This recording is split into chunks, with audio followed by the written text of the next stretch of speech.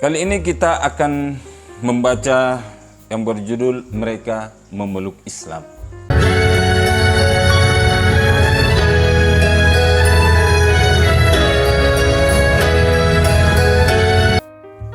Assalamualaikum warahmatullahi wabarakatuh.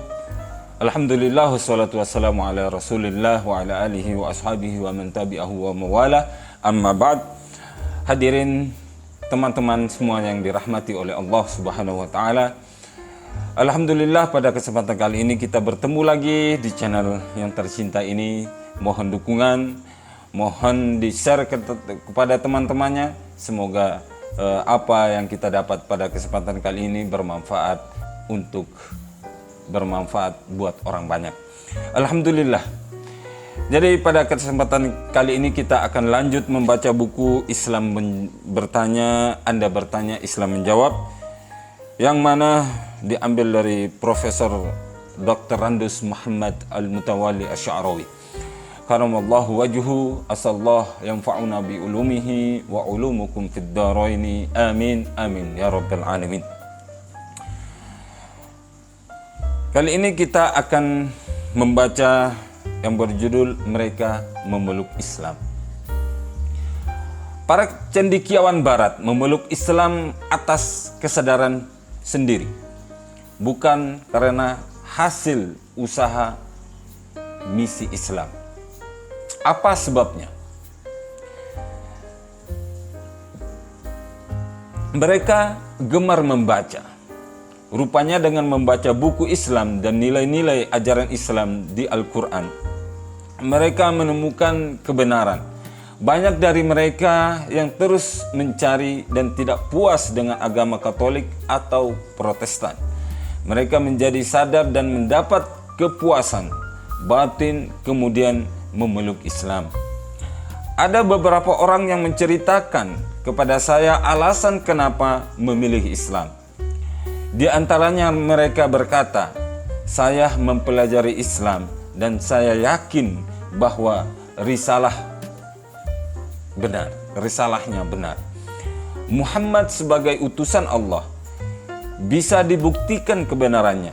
Kalau saja ia bohong, tentunya ada maksud-maksud tertentu yang hanya untuk kepentingan pribadi. Maksud dari pengaruh kekuasaan, harta, dan lain-lain. Muhammad pernah ditawari menjadi raja, berkuasa tanpa susah payah, ditawari harta untuk menghentikan kegiatannya. Tetapi ia menolak. Bagi manusia yang tidak berprinsip, tawaran seperti itu bisa merubah pendirian. Bahkan pada saat-saat terakhir beliau, harta yang melimpah, ruah yang sampai keterangannya dibagi untuk kepentingan umat. Sabdanya, peninggalan saya tidak boleh diwarisi. Semua untuk sedekah, untuk umat. Begitu tinggi akhlaknya, membuat saya benar-benar percaya. Pengakuan lain dari seorang wanita kepada saya, katanya Muhammad dijaga dan dilindungi oleh beberapa orang sahabat. Mereka takut kalau diganggu keselamatan jiwanya. Kemudian Muhammad berkata kepada para sahabatnya, akhirilah perjagaan kalian, karena Allah sudah menjamin akan menjaga keselamatanku. Firman Allah, Allah memelihara kamu dari gangguan manusia. Al-Quran surat Al-Ma'idah ayat 67. Kalau Muhammad penipu, tentunya ia tidak akan menipu dirinya sendiri. Dia tidak akan membiarkan keselamatan dirinya terancam. Kalau saja beliau tidak yakin bahwa Allah menjamin keselamatannya, pasti tidak akan dihentikan penjagaan para sahabat-sahabatnya. Cerita ketiga juga tentang cendekiawan barat. Secara terbuka ia berkata, tuduhan kepada Muhammad bahwa Quran itu hasil karangannya adalah tidak benar. Saya tantang kepada siapa saja Apabila ada seorang jenius yang di muka bumi ini yang dapat mengarang 3 susunan tutur kata uslub. Yang pertama, susunan kata dan bahasa Al-Quran. Kedua, susunan kata-kata dari hadis. Ketiga, susunan kata-kata hadis nabawi.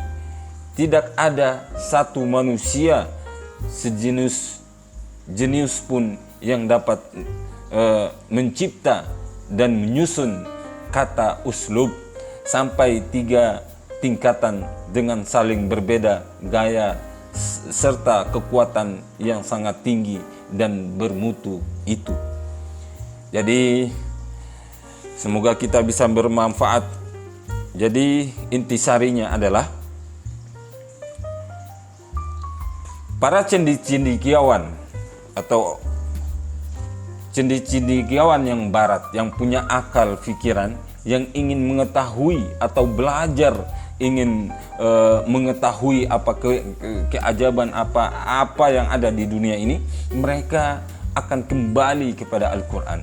Oleh karena itu, saudara-saudaraku seiman dan seakidah, mari kita kaji, mari kita baca Al-Quran ini.